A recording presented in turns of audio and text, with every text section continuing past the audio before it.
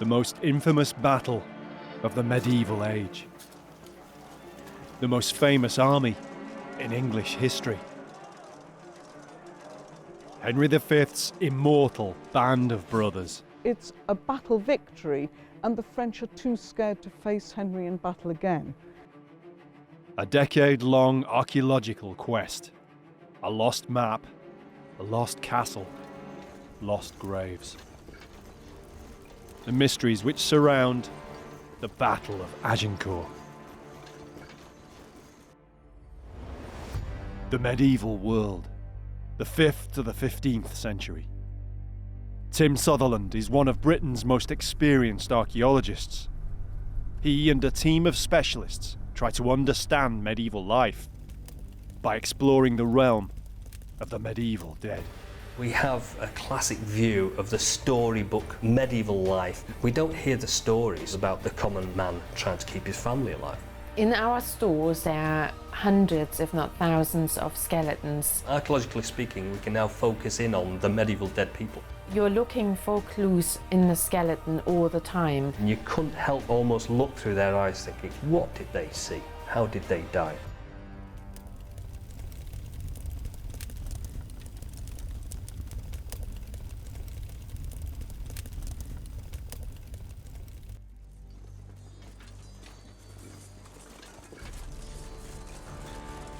Of all the battles in the medieval age, Agincourt is among the best known. And of all the times English armies clashed with French, it was the most terrible. We all grow up in England reading about the Battle of Agincourt. We learn about it at school, we see it at the theatre. And to some extent, it's part of our national identity now. I think for most people the Battle of Agincourt is Shakespeare's Battle of Agincourt. The play Henry V, written in 1599, possibly the first play at the Globe Theatre when it was newly built. 40 miles south of Calais in northern France, the Normandy fields lie silent. Nowhere more so than around the tiny village known as Agincourt. These fields hide secrets that have puzzled historians and archaeologists for many years. We think we know everything about the Battle of Agincourt, and that's one of the problems, because what we really know is very little. And so we need to look for the truth. That's what we need to be aiming for. Battlefield archaeology is a relatively new academic discipline. Archaeologists like Tim Sutherland are uncovering new data on medieval battles in a way that documentary research alone cannot. Tim has investigated many medieval battle sites and located the last resting places of many of the nameless men who lost their lives. But Agincourt is a thorn in his side. Thousands are thought to have died somewhere here, yet no mass grave nor a single skeleton can now be found. The battlefield and its lost dead have come to haunt and obsess Tim. What we need to consider now is where are the dead from the battle? Are they in the immediate vicinity, or are they nowhere near here? So somewhere around here there are thousands of the dead from the Battle of Agincourt, but we just can't find any traces of them yet. Tim's quest to find the Agincourt graves is inextricably linked with his research into another historical figure who lived 400 years after Agincourt. John George Woodford is Tim's archaeological forebear and an enigma of a man. A British Army officer, Woodford supposedly located some of the graves from Agincourt. Tim has been trying to work out where. It's a detective trail that he's been on for more than a decade. In the years after Waterloo and Napoleon's defeat in 1815, the British Army remained in France.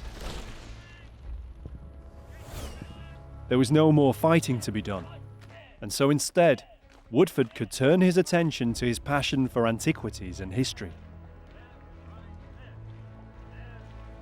In 1818, he took a company of his soldiers with the intention of exercising them in the new art of archaeology. Their objective, not far away, was the battlefield of Agincourt. Over the years, Tim has become captivated with the tantalising accounts of what Woodford found at Agincourt. He was one of the first archaeologists, and perhaps the first battlefield archaeologist. He claimed to have found not only bones, but arrowheads, rings, and a gold coin. As such, these are the only archaeological finds from the battle ever recorded.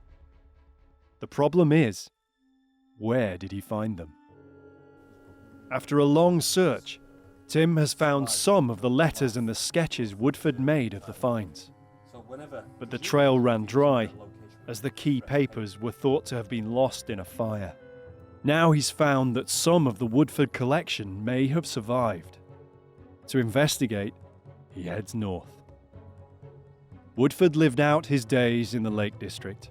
An eccentric antiquarian, he lived in a house overlooking Derwentwater, surrounded by his notes, letters, and artifacts, maybe including some of those he found at Agincourt.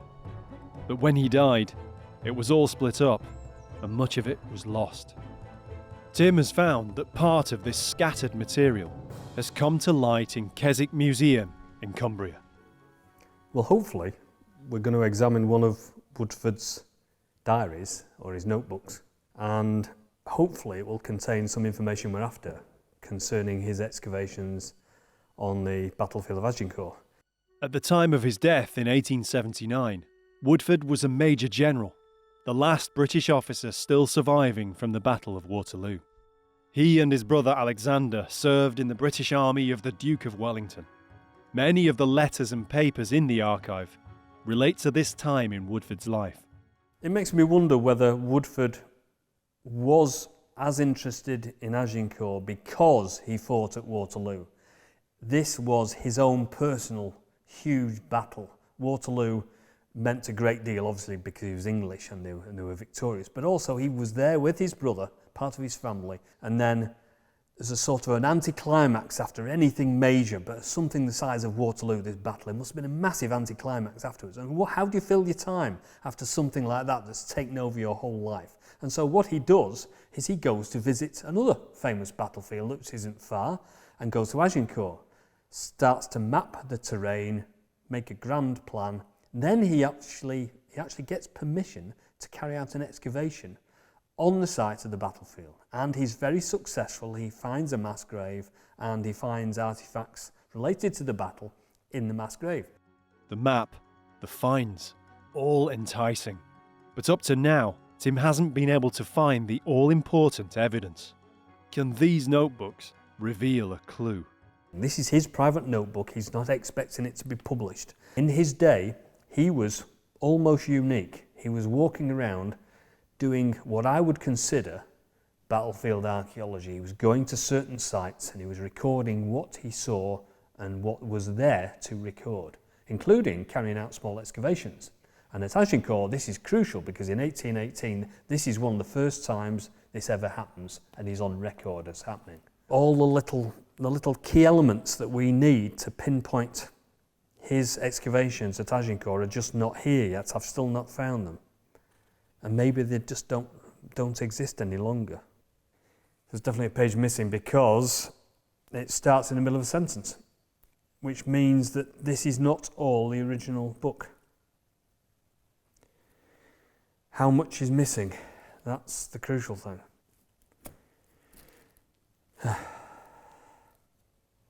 The papers are fascinating, but there's nothing here about Agincourt. Then Tim notices something else and realises what might have happened. I was just about to pack up all the notes and the letters, including the notebook, when I realised that this is gold lined, but some of the letters here are also on paper that is gold lined.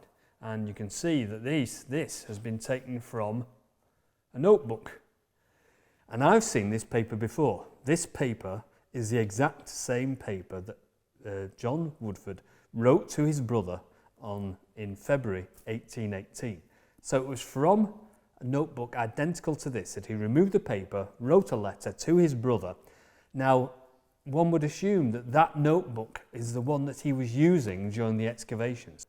In which case, has the whole notebook been disassembled and is now in fragments, such as this? So are we not looking for a notebook anymore? Are we looking for hundreds of pieces of paper, some of which contain the details of the excavations from Agincourt in 1818? He still doesn't know where Woodford found the mass grave. So it's all here. We're surrounded by so many clues, but we just need the last one. There's only one missing now, and that's it. We've got everything else. We know all we need to know about Woodford. His detail about how he walked around the landscape, his letters from the king. We haven't got that last little bit of information about exactly where he was digging. That's all I want, and I can't find it. How close can you get? How frustrating is it? It's unbelievable. I just wish he was here. I just wish I could ask him, where were you? Where were you at Agincourt?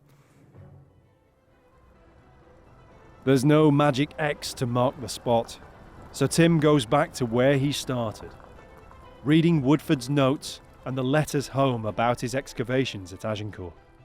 Where did he discover the graves? Tim returns to the battlefield.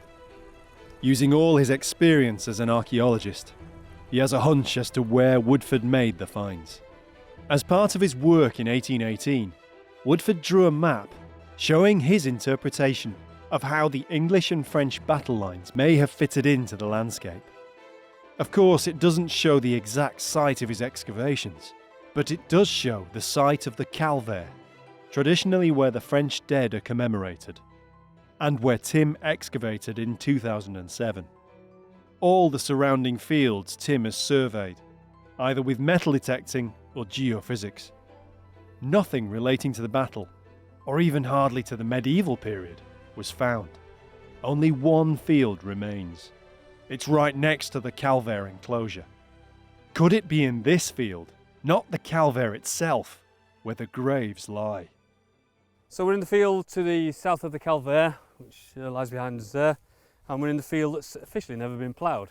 This looks like a pretty flat field, and of course when the grass is really long it almost is a flat field, but now it's just early spring, and if you look really low on the ground at ground level, you can see there are certain depressions, there are certain rises, certain depressions, and of course one of the biggest anomalies in this field is this depression here, which again looks almost flat, but it's the distinct depression in this field. Now we don't know what this is. The hollow in the field is enticing. In 1818, Woodford somehow knew where to look. Was this known then as the gravesite? Or is it just a natural feature? Is this, for example, a natural sinkhole? Because underlying all this landscape is chalk, and they form natural sinkholes where everything goes down, it finally fills up with soil. But of course this could be a mass grave. And it could be also the mass grave that was excavated by Woodford in 1818, subsequently filled in, and of course it falls in again, becomes a hollow yet again. So it could be the place we're looking for. And without more survey, without archaeological excavation, we don't know. The problem is that for a geophysical survey, French law requires not only landowner permission, but also the go-ahead from the Archaeological Directorate, the DRAC. This is the one field for which Tim cannot obtain archaeological permission. To say it's frustrating for him is something of an understatement. We've been coming here now since 2002. Now it's 2014, 12 years later, we've been in and out of France. Every single time we come here, it's, paperwork, you've got to go through the administration and all the niceties. The primary objective is to do the archaeology, and of course that's not as easy as it sounds. You can't just walk into a field and dig a big hole.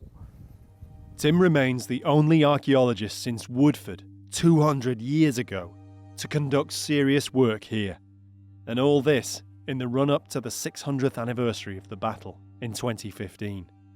Back in 1818, Woodford's opening of the graves caused such offence that he was ordered by his overall commander, no less than the Duke of Wellington himself, to stop the work. But Tim has been involved too long now to stop his research. There were other aspects of Woodford's investigations that could reveal more about the story of Agincourt. One target of Woodford's research had a direct link back to the events of 1415, the castle of Agincourt. Several of the chronicles describe how Henry V's victory got its now famous name. Heralds had a privileged position in medieval warfare. Their diplomatic immunity meant they could move freely between the English and French armies. They were observers and sometimes arbiters, and had important functions to perform, even when the fighting was over. Henry called the French herald to him after the battle and said, "What is the name of that castle?" And the herald said, "Agincourt." And then you get the story that the king says, "We shall name the battle Agincourt after that castle, as is the tradition." In fact, it's the first known mention of this idea, a tradition, that battles were named after castles. Even if the chronicles are accurate, no castle remains to be seen at Agincourt today. Most of the village dates to the 19th, the 18th, or at the very earliest, the 17th centuries. But research is showing a little of what was here in 1415. The only medieval sites that survive in the village are the castle site, and there are no standing remains now, but there have been excavations there in the 1970s, and the church. The church dates back, or the site of the church dates back to the middle of the 13th century, but the current structure is 16th century. There's no record of the church or castle playing any role in the battle, which is today believed to have been fought on open ground to the east of Agincourt village. But as Tim's previous work has shown, there's no actual evidence to prove that the battle was fought in this area. No archaeological finds have ever been made. Tim knows because he's tried, along with metal detector expert Simon Richardson, in surveys dating back to 2002. So if we look at other maps that follow on from this one, historical maps showing the position of the battlefield can't be trusted either. No medieval maps exist which show the battlefield. The earliest are too vague and only mark its approximate location, somewhere near Agincourt. The later 19th century maps are full of detail, but Tim and Agincourt expert Anne Curry have shown how they all simply copy one source: John Woodford's own personal interpretation of the location and layout of the battle. Neither he then, nor anyone now, can say exactly where the actual battlefield lies. But if the castle was the reason the battle was named Agincourt, then it must have been fought close to the village, perhaps even within sight of the castle's walls. What if it were possible to rebuild the castle and replace it into the Agincourt terrain? How visible would it have been, and from what directions? Woodford noted what remained of the castle when he visited in 1818. so when Woodford came into this field in 1818, apparently there was the remains of a tower just behind me here, and also in the bottom of the field here, he marks down a moat.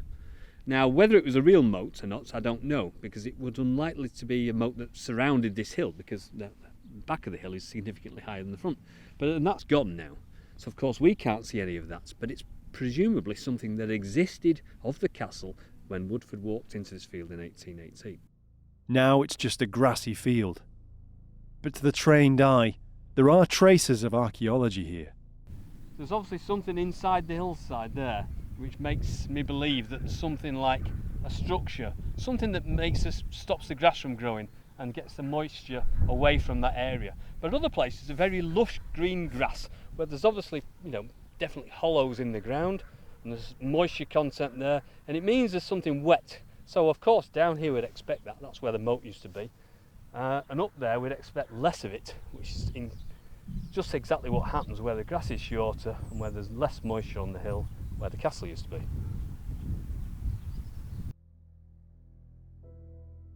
In 1976, a chance discovery led to ruins being unearthed here in a very unexpected way. The owner of the farm behind me decided to put in some land drains, or a big drain from the top of the hill down to the bottom to the stream. And so got an earth moving machine, a big digger in, and he started to dig what he thought was a simple trench from the top to the bottom of the field. He came across some limestone rubble, and then some building material, and then some huge amounts of soil and silt and ash and all sorts of things. And that attracted the attention of the locals, and they all came to have a look down this hole. The locals had unwittingly revealed the foundations of massive walls or vaulted stone rooms, perhaps cellars underneath the castle's buildings or towers. They were there for 3 weeks digging this big hole, and then officially somebody came along and said, "Excuse me, what are you doing? This is a castle. And it's an archaeological site. Would you mind stop doing this?" And the whole thing was shut down and backfilled, and people had wandered off site with all sorts of things, from tiles and bits of pottery. So with this, all of this was disseminated around the village, and that was the end of it.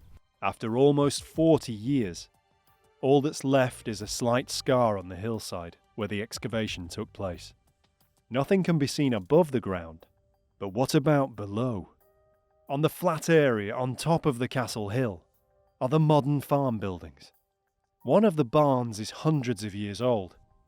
It probably dates to at least a century or so after the battle, but it could stand on the footprint of an earlier building. The owner has agreed to let Tim have a look at the oldest remaining part, the cellar which lies beneath. Maybe this dates back to the period when the castle stood here. It's in immaculate condition. It's absolutely fantastic. There's nothing wrong with it at all. It's been blocked up. There's got a blocked up doorway here and blocked up doorways here and there and hatches. And we don't know how old it is. And we don't know if it is on the site of an earlier cellar. But it's significant that it's so close to the castle site. And it's obviously below ground. We're well below ground here. Behind these walls, are there other walls, for example? Some stone walls. Like the existing farm, the castle would also have needed cellars, but it seems unlikely. It would be nice to think this was part of the castle, but unfortunately most of these bricks are a lot later, and it would have been a significant building if it had been made of brick in that period. So we're still looking for stone structures, and this isn't one of them.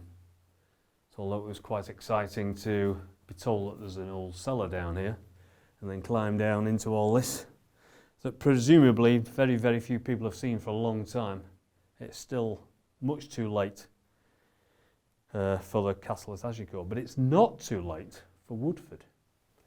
And so did Woodford ever come down this cellar and do exactly like I'm doing, shining his torch around looking for bits of the castle?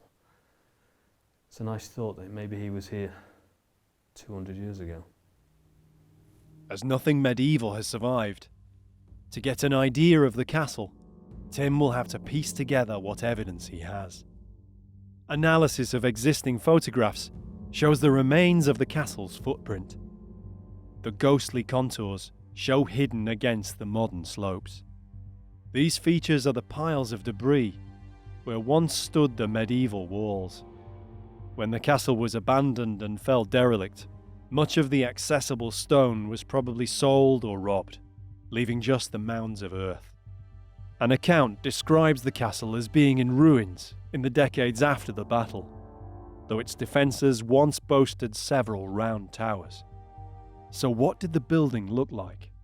To get an idea, Tim goes looking across this part of France to see what other similar-sized structures remain from the period. Large castles are relatively rare. Most are modest-sized fortified chateaux, and a good example is about 20 miles to the east at Le Chaux. We're now on the route between where Henry stayed at Harfleur and the battlefield at Agincourt. And they would try to avoid the big castles and the big fortified towns at this point because obviously it meant more trouble for them. But it's interesting in that if we look at the walls and the type of the structure, we can hopefully compare it to what was at the village of Agincourt. It gives an idea of how high the walls and towers could possibly have been at Agincourt.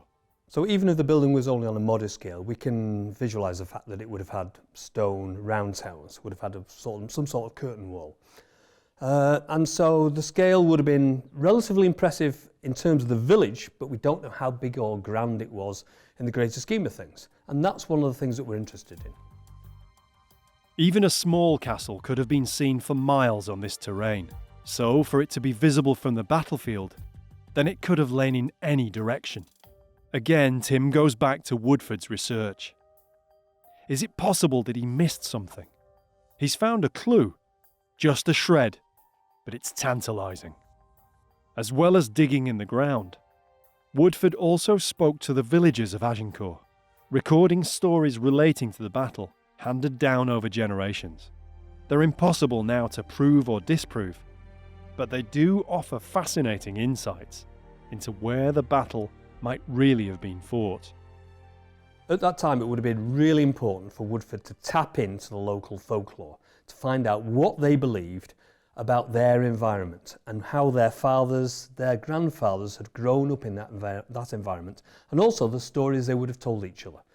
If we can find out what Woodford found out himself from those locals, it's almost like listening to the locals themselves 200 years ago. Contained in Woodford's letters are references to some of these discoveries. A now lost stone in the village, thought to have been a memorial to a French knight on the spot he was killed. The traditionally held belief that the battle actually began here in the village, not out in the fields, and evidence to support this in some of the surviving place names. A field known as Longley, a hill called perhaps grimly Montmorival. Looking at all this evidence that we've accumulated from Woodford's notes, it just made me think that maybe we could possibly be missing something that's quite obvious. Maybe the battle didn't start where it's supposed to have started, and there is an alternative view. Traditionally, the interpretation is that the two armies faced each other on this plateau to the east of Agincourt village. The epicentre was thought to be approximately marked by the position of the Calvaire. Crucially, the road on which it sits is not known for sure to have been there in 1415. Woodford's evidence seems to hint that the battle at least broke out in an area a mile or so away from the currently held battlefield. This is where the main road ran into Agincourt village, the main route that Henry's army was following. It's not like today. Back in the medieval period, roads would have gone from village to village so that people could have communicated with each other. They would have moved from village to village across a landscape, and an invading army would have done exactly the same thing. They would have gone from village, taken what they had, moved on to the next one. And so they wouldn't be just moving around the landscape willy-nilly. They would have actually been going from one set place to another set place and moving on progressively across the landscape. The valley is narrower than the wide open ground to the east. There's less open space here for the larger French army to fully deploy. On the other hand, this would have evened the odds in favour of the smaller English army, whose archers would have been able to concentrate their shooting at the compressed mass of enemy to their front. We're in the valley between the villages of Maisoncelles and Agincourt, and the army had to travel between the village behind me here, and they had to travel up this road, because this is almost certainly one of the earlier roads, because it links the two villages, and they had to go to the village behind me. And somewhere north of the village of Maisoncelles is the battlefield of Agincourt. We know it took place somewhere around here, but we don't know exactly where. It could be over there, or it could be over there, it could be behind us. When Woodford came here, he was told by the French that this local area here is where the battle started. Now that's significantly different from where everybody else is saying that it started. Right behind us, right over there, about a mile away. And so one would expect that for some reason the locals thought this battle started here. It's at least possible that the battle began near to this part of Agincourt, then spreading to the wider fields here, or the more commonly held battlefield location to the east.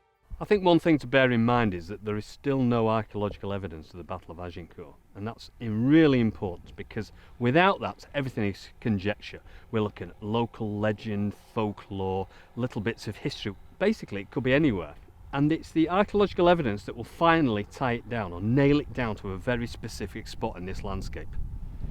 If there are hundreds, perhaps thousands of men buried somewhere here, what's certain is that they were mostly French. But what of Henry's victorious soldiers? Their casualties were relatively low, and the campaign won. Many returned to England. Who were they? The narrative accounts of Agincourt, both on the English side and the French side, only really mention the aristocracy by name. That's particularly true of English accounts. They mention very, very few people. They're only interested in the king and his immediate royal family and leading nobles. Our studies have suggested there are about 45 surviving tombs or brasses of people who are known to have been on the Agincourt campaign. Not all of those, of course, actually fought in the battle. Some were invalided home. Shakespeare leaves us with the idea that these 45 were among Henry's braves, his happy few, his band of brothers. But was this really the case? So I've always wondered whether Henry's knights came home from the Battle of Agincourt and were celebrated as heroes in their own right. Was it like the Battle of Waterloo in Woodford's time, where they were known as Waterloo men for the rest of their lives and celebrated as such? Did England really have a sense of its great victory? Or did Shakespeare invent this for the benefit of his contemporaries 200 years after the historical events? What we hear there are Shakespeare's words, not words of 1415. Take, for example, the idea of the band of brothers, the idea that those people who fought together at Agincourt had some special relationship with each other as a result of it. That's completely an invention of Shakespeare. What we're dealing with here is a professional army. We have about 320 people entered into contracts to serve on the campaign of 1415. The tombs and memorials of the Agincourt victors are scattered throughout England. These are mostly just the men who survived the campaign, who came home and continued their lives, and who died in many cases decades after the battle. Were their lives enhanced by their being able to proudly say they were at Agincourt? It was a campaign for which they intended to serve for 12 months, so it was probably a campaign of conquest rather than towards a battle. The nobility on the campaign would have known each other already pretty well, and there would have been knights and other members of households, again, that are well linked to the commanders. But the idea that there was something very special linking all of these people together, that after the battle they had a kind of like an old comrades club emerging from the fact they'd served together at Agincourt, is a complete myth. Most of the effigies, brasses or inscriptions of Agincourt veterans are of privileged men who would have been memorialised anyway. Now, after years of fruitless searching for the graves at Agincourt, it seems Tim and Anne Curry will finally encounter the remains of one who was there in the battle that day. They've come to St Albans, where they've been granted special access to the tomb of one of the main English figures in the battle, and one of the brothers of King Henry V himself.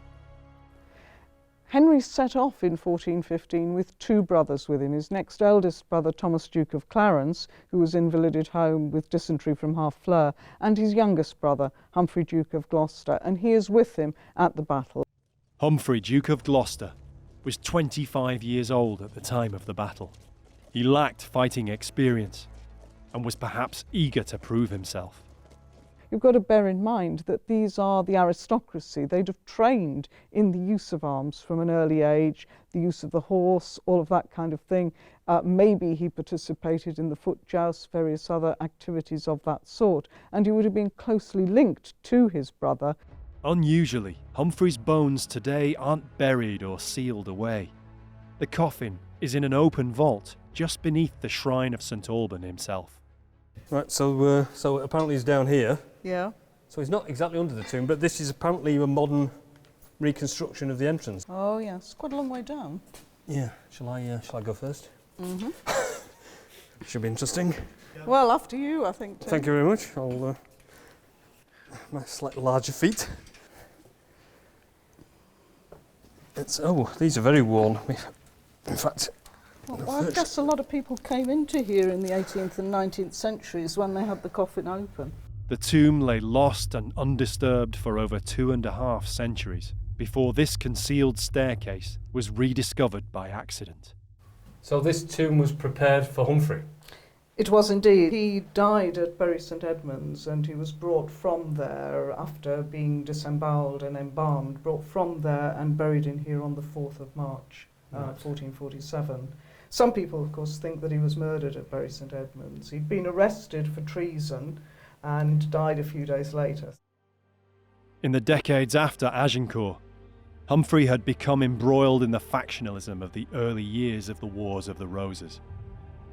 The exact cause of his death is still shrouded in mystery and conspiracy. In 1703, they opened the coffin up and there was a decaying corpse in there, but because it had been embalmed, it had a lot of embalming liquid with it, a bit like alcohol, and there was a good trade in that being taken away. Whether people drank it, I don't know, but rumour had it that it was topped up with alcohol later on. And it remained open till 1872. It was still visited, and that's probably why we've so much graffiti. So these are his personal arms, aren't they? They've got the border. They definitely are, yes. I mean, what we've got here is the arms of the royal family since 1340, the quartered arms of France and England, and the bit round here is called the label, and that indicates, in fact, he's the fourth son of the king. Right. Yes. On the 25th of October 1415, Humphrey commanded one of the largest retinues in Henry's army. So finally we're going to be confronted by somebody who actually fought at Agincourt. We are indeed. Tim has excavated many skeletons bearing evidence of medieval battle. He's looking for any traces that might be left on Humphrey's bones. I'm looking to see if there's any obvious evidence of trauma. Mm-hmm. He didn't have that active a military career. Agincourt was his only battle. Humphrey led from the front, in the thick of the fighting. And as some accounts have it, alongside King Henry himself. The Latin Lives of Henry V, written in the late 1430s, speak of Humphrey being wounded at the Battle of Agincourt, falling to the ground, and his brother sort of striding over him and protecting him against the French. It's a very heroic image. Do you think that's true, though? It certainly is. Difficult to tell, but it associates him with his brother Henry V. I think that's the most important thing about that story. And it's an iconic image. It's a marvellous image, Henry standing over his wounded brother. Yes. After centuries of exposure to tourists and souvenir hunters, Humphrey's skeleton is no longer complete. But there's enough for Tim to assess the remains and compare them with what's known about Humphrey. He was described as a tall, athletic man, strongly built, a natural warrior. And in terms of height-wise, then if you compare it with I'm over 6 foot, so he's round about 6 foot. Yeah. So according to this bone, it would appear he's quite tall. Yes, it would. Ah, look. A tooth? A tooth. Good Lord.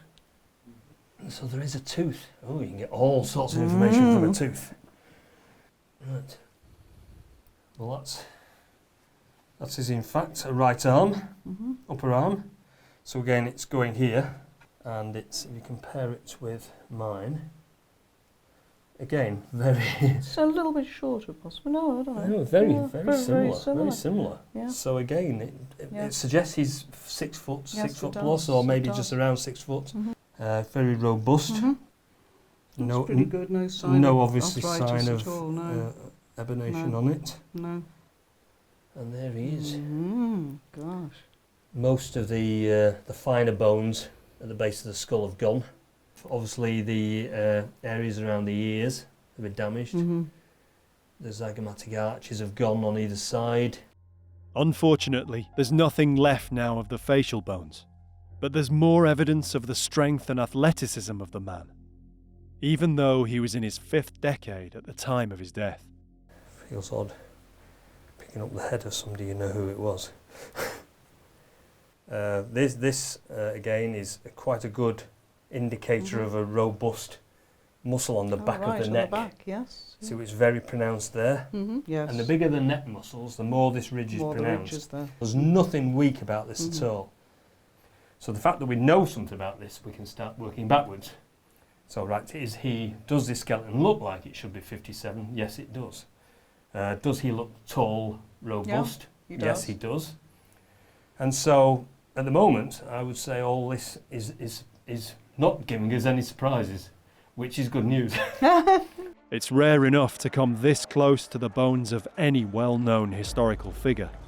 Unique for them to be of one who was present at the battle which has captivated Tim for so many years.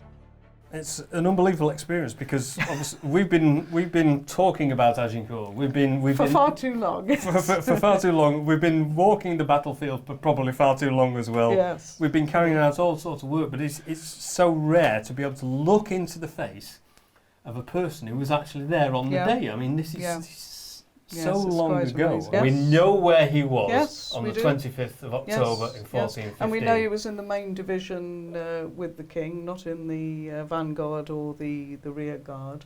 This man was centre stage. He would have been with his brother in the central division in the main battle, and he would have seen what was happening to the vanguard, where the Duke of York was killed. Like all the English knights at Agincourt, Humphrey fought on foot, surrounded by the men-at-arms of his retinue of around 800 soldiers. As the battle and the day drew to a close, the fighting was bitter. We have the story that he falls to the floor himself, so he's very much involved in the hand-to-hand fighting, which is what these heavily armoured peers and knights were intended to do. You know, after the arrow volleys, these are the people who are doing the hand-to-hand fighting in a very skillful manner against their equivalents on the French side. For Tim and Anne, the meaning of Agincourt's real band of brothers now becomes clearer.